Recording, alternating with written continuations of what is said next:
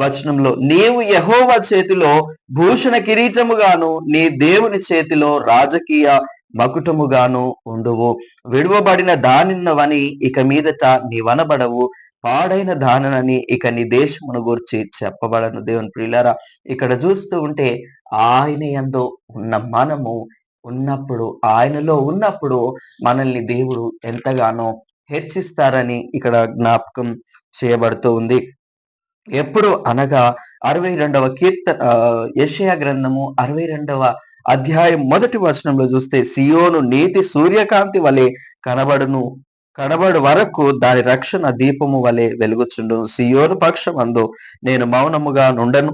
ఎప్పుడైతే దేవుడు చేసిన అద్భుత కార్యాలను మనము దేవుడి ఎదుట ఒప్పుకుంటూ ఉంటామో, మానవుల ఎదుట ఒప్పుకుంటూ ఉంటామో, అప్పుడు దేవాతి దేవుడు మనకు